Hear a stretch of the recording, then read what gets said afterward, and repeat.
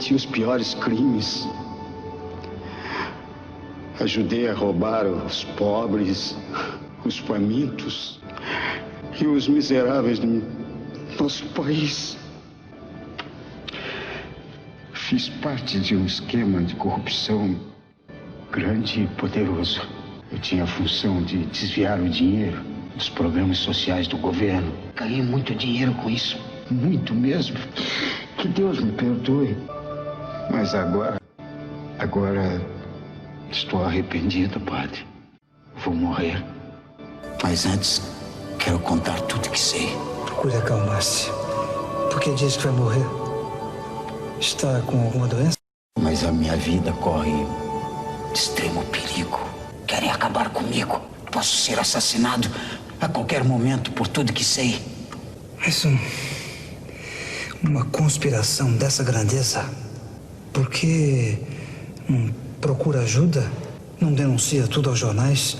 Por que não pede proteção à polícia? Proteção, ajuda. Nada de se adiantar, padre. É uma quadrilha extremamente poderosa, de um poder inimaginável, diabólica, satânica.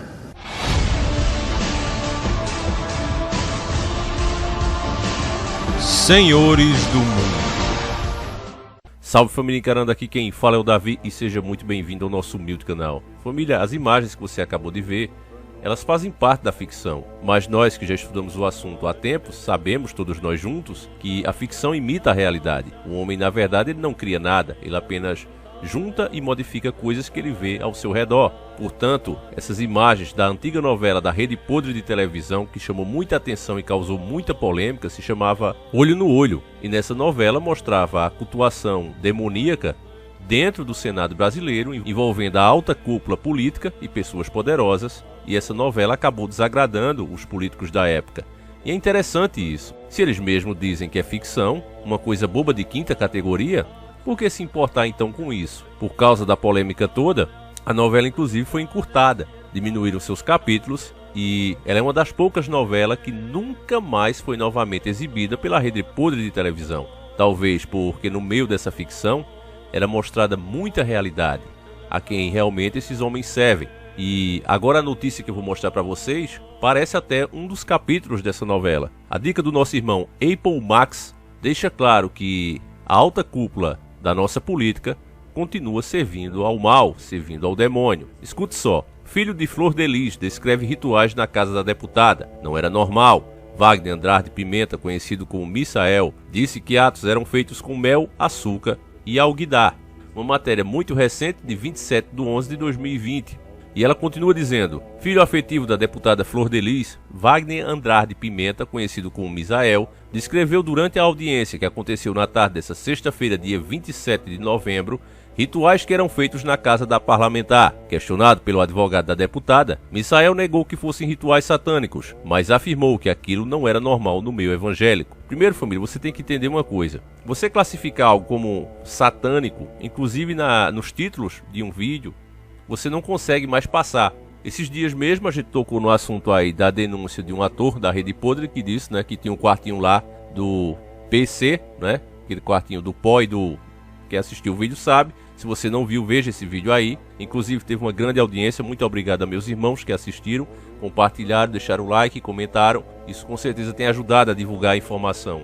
E nesse vídeo, para mostrar algumas matérias que eu já tinha mostrado há anos atrás, foi difícil. O próprio navegador está separando, está deixando os resultados lá na última fila. Se você usa as palavras fulano fez um ritual, tal coisa é pacto satânico. Se você tiver esse ponto de vista e quiser botar em uma matéria, mesmo que seja no seu site, no seu blog, os próprios navegadores hoje estão excluindo, estão deixando lá no rabo da gata a sua informação, porque eles julgam já que é politicamente incorreto. Eu lendo inclusive as regras, né, da plataforma, sempre que eles removem um vídeo, eles dizem que é para manter a plataforma menos tóxica, mas isso também permite que eles se tornem os donos da verdade, os donos do certo, e ninguém está percebendo isso, mas a informação está sendo moldada, a informação está sendo escolhida a dedo por essas pessoas. Então você vê que o cara tá falando aí claramente de rituais satânicos, sim. Eu nem li a matéria, mas eu sei que se trata disso, até pelos atos dessa pessoa. mas você não pode declarar isso, do contrário terá que provar. Agora, como provar isso, ninguém sabe, porque dentro do satanismo você mesmo sabe que há diversas maneiras de segui-lo, porque a única coisa que ele pede é: fazeres o que tu queres, há de estar na lei. Então qualquer coisa que você faça que é do desagrado de Deus, você está fazendo em agrado ao inimigo. Olha a continuação da matéria e veja se você não concorda comigo. Ela nos passava como uma coisa de Deus, como algo que estava na Bíblia. No início eu tinha 13 anos, então acreditei, cair de cabeça. Relatou no início do seu depoimento. Questionou se os rituais continuavam acontecendo nos últimos anos. Misael afirmou que sim. Então aqui, irmão, o cara que conheceu o mínimo de Bíblia, o mínimo do Evangelho, sabe que dentro do cristianismo não existe rituais. Não existe isso. Então qual parâmetro bíblico ela usava para isso? Daí você já vê o dedo do maligno na história. Ela pegava nome de pessoas que queriam que se aproximasse da família e fazia a preparação. Tinha mel, açúcar e alguidar. Preste atenção que isso aqui se trata de magia. Ela estava fazendo magia para atrair pessoas para ficarem próximas da família. Pessoas que ela não conhecia, provavelmente, pessoas influentes que poderiam proporcionar algum tipo de oportunidade. E ela fazia essas simpatias, essas magias, e ainda dizia que era cristã. Então eu tenho falado isso para vocês, que estão trazendo vários elementos da maçonaria, do ocultismo, da bruxaria, do próprio satanismo para dentro do cristianismo. Eu ainda vou falar melhor sobre isso. Eu vou continuar aqui para a gente não perder o raciocínio da matéria. Havia orações pedindo para Deus, mas aquilo não era normal no meio evangélico, explicou Misael, detalhando que os rituais ocorriam desde a época em que a família morava na favela de Jacarezinho, na Zona Norte. Aqui não se deixe enganar não, meus irmãos, que eles falam Deus, mas pode ser qualquer Deus. O que a pessoa considera Deus? Lá na Argentina agora tem argentinos dizendo que Maradona é Deus. Era um Deus vivo. Então só porque tem a palavra Deus não quer dizer que seja o Deus que mandou o seu próprio filho para se sacrificar por nós, para pagar os nossos pecados. Não quer dizer que seja o mesmo. É preciso ficar sempre atento com essa manipulação que a mídia faz. Você vê que eles não colocam o depoimento para a gente ter acesso. Eles estão dando aqui a versão deles. E vocês sabem que a versão deles é cheia de manipulação. Embora se trate de um fato, é cheio de manipulação. Misael pediu para prestar depoimento sem a presença de todos os réus, incluindo Flor de Lis. Ele afirmou que se sentia intimidado e citou a convivência de mais de 30 anos na casa. Às vezes, família, até a presença da pessoa é tão ruim que inibe você de falar certas coisas. É o domínio, acredite a pessoa ou não, na presença do mal. Sobre a época em que a família vivia no Jacarezinho, Wagner relembrou como foi morar na casa de Flor de Lis, com cerca de 13 anos. Ele relatou como passou a ser chamado de Misael e citou outros filhos que também mudavam de nome. Ela falava que era um anjo enviado de Deus, disse que Wagner tinha morrido e que o filho espiritual dela tinha nascido. O Misael relatou. Wagner também confirmou que Anderson já se relacionou com Simone dos Santos, filha biológica de Flor de Lis, quando ambos ainda eram adolescentes. Simone também é acusada de tirar a vida do pastor. Sobre o início do relacionamento entre Anderson e Flor de Lis, Misael afirmou que foi da noite para o dia. Ele, Anderson, era denominado guardião dela. Eles foram se casar em 1998 porque ela precisava de uma figura paterna na família. Não havia um pai. Da noite para o dia, eles estavam casados no cartório, contou. O depoimento de Misael, que durou pouco mais de 2 horas, foi marcado por desavenças entre o advogado Anderson Hollenberg, que defende Flor de Lis, e a juíza Neares dos Santos Carvalho Arce. Doutor, o senhor está tumultuando o processo. Faça a pergunta corretamente, disse a magistrada. Estou tentando trabalhar, excelência. Estou tentando, rebateu o advogado. Misael foi a segunda testemunha de acusação a prestar depoimento na tarde desta sexta-feira. Antes dele, foi ouvido sua esposa, Luana Rangel. Então, irmãos, embora que hoje você não possa mais classificar uma coisa ou outra como satanismo, não é? Do contrário, você cai no esquecimento, basta você ver os atos. Aí você tem pessoas tirando a vida de outras pessoas dentro de uma mesma família, você tem rituais que não estão na Bíblia, e você tem um relacionamento íntimo entre a mãe e os próprios filhos. Então, são esse tipo de coisa que deixa claro qual a doutrina que estava sendo seguida dentro dessa casa. É preciso a gente conhecer o que é verdadeiramente o Evangelho, porque o demônio, ele é mentiroso.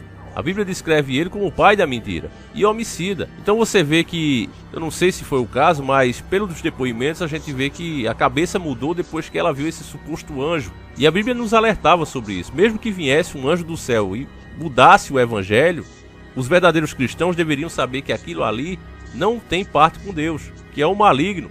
E os donos do mundo estão preparando esses supostos anjos. Invasões alienígenas, quem acompanha o canal sabe sobre o projeto HARP, o projeto Raio Azul, as anteninhas com essa internet super forte que está vindo aí. Tudo isso vai ser unificado para criar a falsa ilusão com essas novas tecnologias, para as pessoas sentirem o fenômeno, sentirem as entidades, elas vão ver, vão sentir e vão poder conversar através da própria mente com essas entidades. Então elas vão se convencer e vão fazer tudo que elas vão pedir.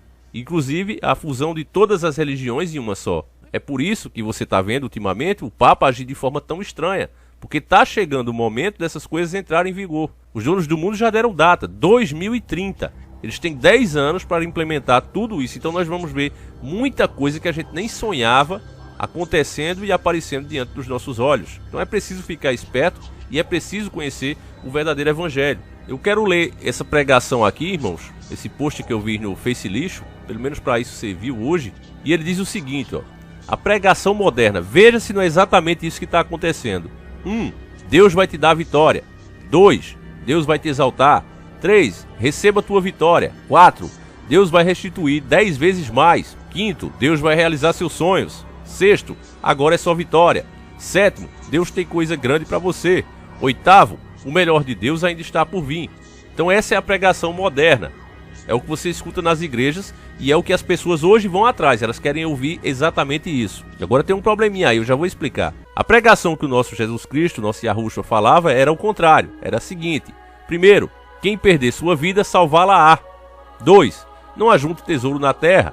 3. O meu reino não é deste mundo. 4. Toma sua cruz e siga-me. 5. Entre pela porta estreita, ou seja, o caminho difícil. 6. O mundo irá te odiar. 7.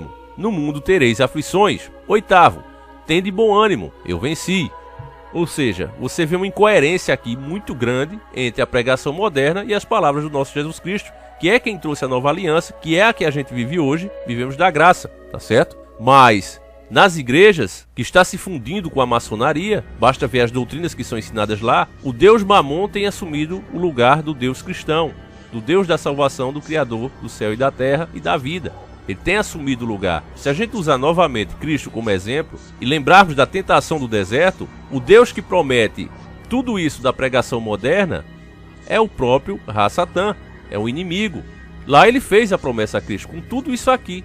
Ele disse: prostra-te diante de mim, me adora. Veja como ele é ousado tentar o próprio Filho de Deus. Adora-me e tudo isso é teu. Tudo foi me dado, tudo está sobre a minha mão. Ele disse isso. Então, se você quer ter coisas grandes, se você quer humilhar os seus inimigos, quer vitória, quer ter 10 vezes mais tudo que já teve ou tem, todos os seus sonhos realizados, quem promete isso é ele. Inclusive eu tenho falado isso aqui no canal, que é preciso entender a cabeça de um satanista para você não se confundir.